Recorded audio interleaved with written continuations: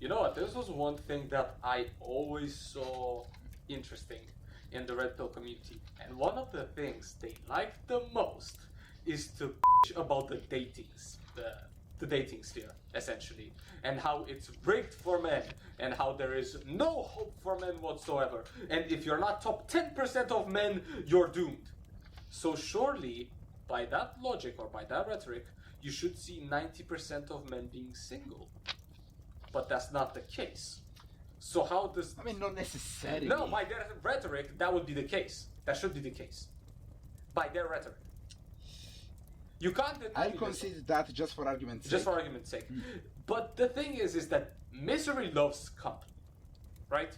So, essentially, wailing in this self-pity circle, really, of we cannot get women because we are not top 10%, we don't have all this money, we don't have all these looks.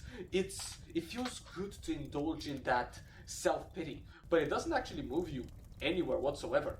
And I think this is how the Red Pill, a lot of the time, used to hook its people in, me included. That's how I started, because I thought that was the case, until I learned better, obviously, but that's a different story. Tell me your thoughts about it. Tell me what you think, and then I'll throw back some comments. So, first of all, I believe that the current dating pool is messed up for a few reasons. Fair. And you can't say you disagree with that. Like, Elaborate, and then I'll tell you. So, okay, I'll tell you why it's messed up. The reason why it's messed up is because... Hello? What? Oh, I can't hear you anymore. 1 second. What I was saying is that it really depends on what we're talking about. Are we talking in the sense that the Tinder game is clapped, or in the sense that dating in general? One. Huh? Both the fairness, current social media. If you want to tell me that Tinder favors the top 10% of men, I will 100% give it to you. I absolutely agree with that rhetoric. Because, yes, I will not even deny, especially, and you've seen that recently, this was a madness. The $500 per month for Tinder, for like the most elite Tinder, where you can message girls, apparently, that's what I heard, something like that. I can't remember the exact thing. $500 hairs. That literally says only rich people can do it. So basically now, the girls on Tinder know that if they get DM'd and they haven't liked the guy, they know that the guy's loaded. Yo, honestly, for the guys that want to date and are on Tinder right now, unreal. After I've seen some of the features that you're allowed to do on this $500 Tinder shit, bro, honestly, go touch some grass. Like, you have much better chances. You literally have no chance at this point, because, okay, people most of the time, what they're going to do is they're just going to flick through the options really quickly. And the only people that they're going to see is the top ones. So if these guys, they happen to be in your area and they're the $500 per month subscription, motherfucker, you literally have no choice. If you're just a guy that wants to use Tinder for free, honestly, genuinely touch some grass. You're going to have, first off, much faster results. And secondly, probably much better results as well. Because you're just going to waste your time with Tinder. Honestly, and deadass, I don't see how regular people have a good chance on Tinder. With that one, I agree with whatever Dennis said. Right? That's so, fair, yeah. essentially, on Tinder, I will 100% give it to you. But what I will not give is the same thing in reality. Do you have to be this top 10% macho man to date in reality? No. And this is what I was going to get into. No.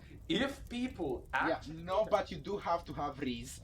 And you do have to actually to be more extroverted than the majority of people are nowadays. Yes, and by itself, that alone would put you miles ahead of so many people. Miles ahead of so many people. Yes. Now, this is going to be a flex on my end, and I already know that I feel like I'm going to get murked by a lot of people for saying this. But I remember back when I would get out of my comfort zone, the way that I did it is that I tried to approach one person every single day for 30 days. Right? One person dating for 30 days. And I do recall approaching this one girl from my university, and I was, pulling my game, spitting game, you know what I'm saying? And then one sentence really stuck to me. And that sentence is, you really know how to speak with women. And that in itself was a key sentence to saying that I actually understood this thing. More than that, I think after that, 2 of her friends also came along and had a discussion with me. And now I'm basically talking to 3 girls at the same time. Mind you, I was the same guy that would be shy as Dennis, you know this. You know me since like... Me too. Exactly. So this is my point. If you're gonna stay in your introverted shell, yes, absolutely, the dating game is rigged for you. Absolutely. I'm not even gonna deny that. If you're gonna be introverted, yes, you're not gonna get anything. But most men don't even try. Then that's the problem. Man, most men don't even try because... Okay, so it's difficult to approach this. I was about to say that most men are terrified of women. I don't know if that's necessarily Honest, the case. bro, you're not, you know what, you're not half wrong. I can't lie, you're not half wrong. I feel like most men are terrified without realizing they're terrified. Now, me, I dislike being around people in general. So let me just say a little bit how my thinking was. Yeah. So I was like, hello, friend. Let's say that I don't know you. Hello, Dane. How are you? Quite okay. I'm good, thank you. And yourself? I'm good. Go on. That's it. That's where I stopped. I was blank. I had no idea what else to say. I was waiting for something. I was like, okay, there's a punchline, surely. No, there's not. There's nothing. No, that was the punchline. I was dry. Like, it was a well dry. I had no idea what else to say other than, okay, hello, how are you? Good. Okay, so now what? Well, nice weather, right? Yeah. I mean, in all fairness, I would have liked to go into like a conversation 101 class, but I'm gonna keep that for a separate video because I think that would be quite useful.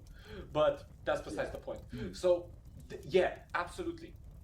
Come back to this whole concept is like, I was shy as hell, but the only time that I actually started to get some sort of success was when I started to get out of my shell. And have a wild guess, as soon as I got out of my shell, I was getting results. As soon as I got out of my shell, I was getting results.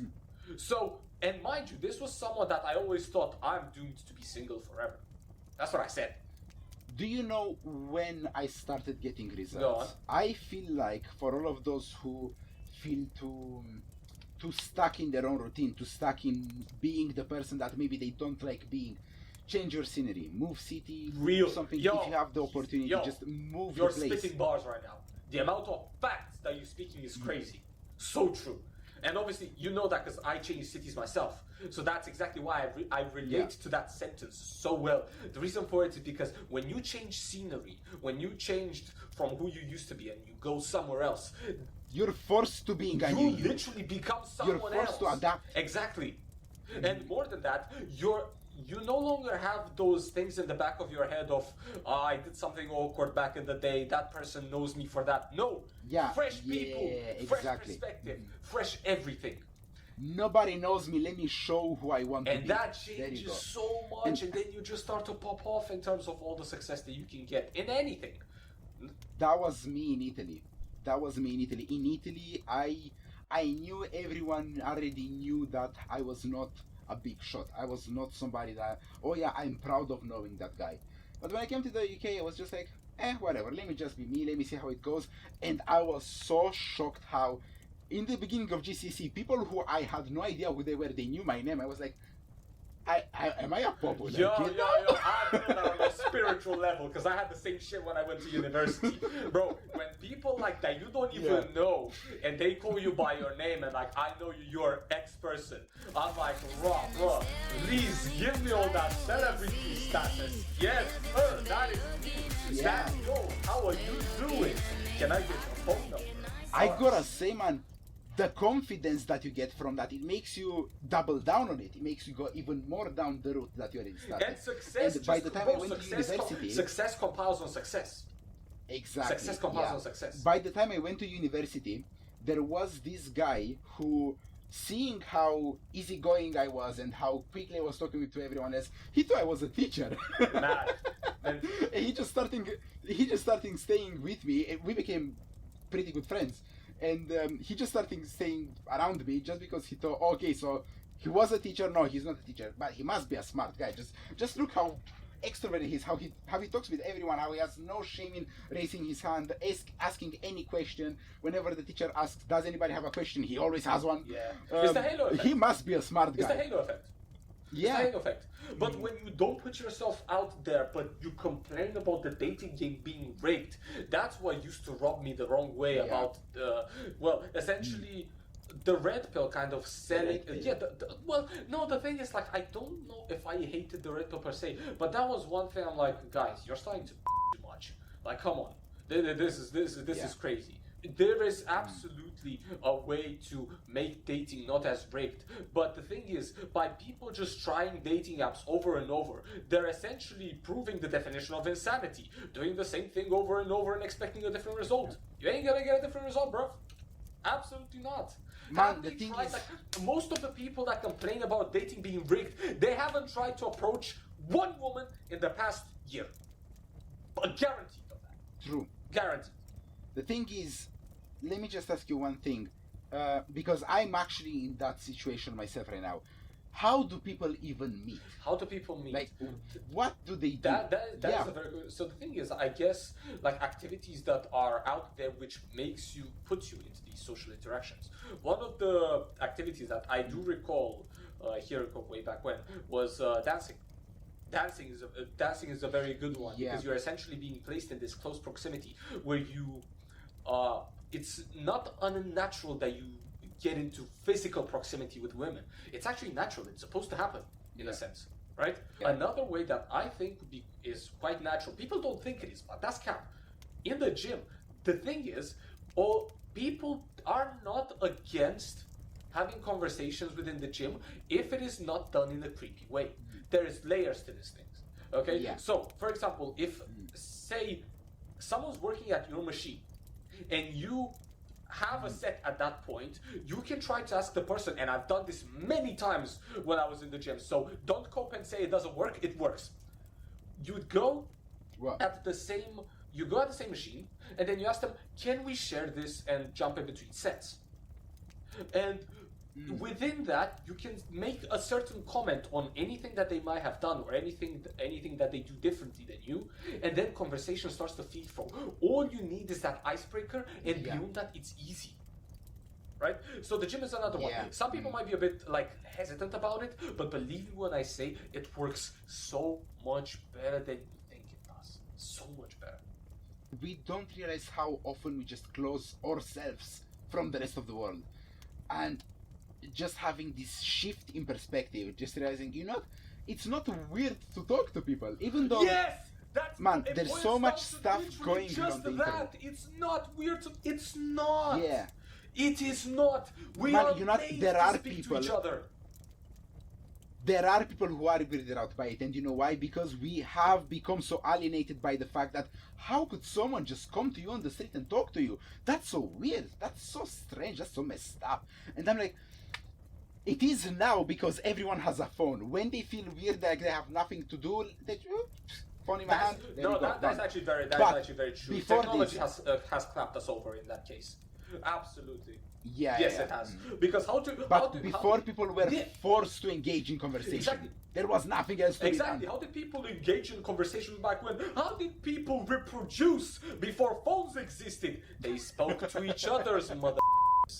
They spoke to each other. Well, it began with that, and then peas and the birds. How is you doing? Enjoy this voice. Exactly. What's your name? Cassandra. My name is Dan. Nice to meet you. Danny, please stop it. I have my headphones on. Please stop it. Anyway, but yeah, it really boils down to that. The thing is, it buzzed me the wrong way. I'm so against all ASMRs and all them things. Like when you lean in and you start talking like this, I'm like, no. Hey, anyway. Some people might be into that. What do you know? Okay. Anyway, but yeah, I'm never gonna. The thing is, I refuse to call the dating game rigged as long as people do not try to go outside and actually have natural conversations. If they're gonna just keep trying to do it online and just bash their head against the wall, not getting any results, I won't have any sort of sympathy for the people that cry that the dating game is rigged. I'll never have and never will. The sooner that you actually get out of your room and start touching some grass, you'll see almost instantaneous results. I know I did. And I know that people have the capability, but just don't have the balls to do it, I guess. That's pretty much what it boils down to. Yeah, just to finish back on Tinder, you said in the beginning that Tinder works for the top 10% or whatever. Again, it comes from the perspective of a Christian Orthodox, so maybe not everyone could say that, yeah, I get your point, Dennis. But is just having casuals meeting one time and never again in your life working? For some people, it is. Is that For some actually people, something you for would some want people, to achieve? that's what dating success is. That is it. Success Yeah, is but- relative to the individual. So if for someone else hooking up with just however many women is their dating goal, by that logic, that they have achieved their dating goal, right? And I guess, yeah, their dating goal, I wouldn't say that it is necessarily, however, a success. But that is my but the thing perspective is, on it. I guess, again, yeah, at the end of the day, it's who cares it's about it? subjective. So you saying that someone else isn't successful, even though they're banging all these girls, to them that's success. So what are you gonna do? I mean, to be fair, there is the whole weight of my judgment, which is not much, to be fair, but there's also God. Okay. Also, I didn't have my cross out. Like, comment, subscribe. Yeah. And I want to go learn how to dance one time, no matter if I will have a girl or Bro, not. Yeah, I'm in a doesn't relationship. matter. I'm in a relationship, But- and I would actually like to dance. Like, well, again, the thing is, it won't be like the how do you call it? Say the classic style of dances like bachata or Spanish dances. This is pretty much what I can think of. Basically, the close proximity dances. I would actually try hip hop, street dance. I just think that would be so awesome if I would be able to say dance to some of the rap music that I like to listen to. That would be elite. I would like that, Yeah. but that's besides the point. I live in that type of circle that keeps saying, you know who can dance? Black people. White people are trash at it.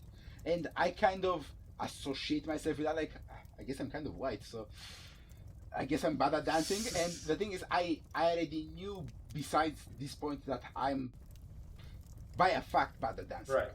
So I do have to learn how to dance. And there's been people who kept saying, because there's two sides of the same coin, right? There's those guys who say, oh yeah, white people trash at dancing, they shouldn't even try. And there's other people who say, man, dancing, it's just in your blood, just follow the rhythm and that's it. And I'm like, no, it ain't. You have to learn how to dance, because that's why there's people who laugh at other people dancing. True. Because there are wrong ways to dance. There is absolutely not. There is two sides to this. There is one side which is you might have a natural inclination towards dancing, which once you get the basics, you're able to free flow your way through it.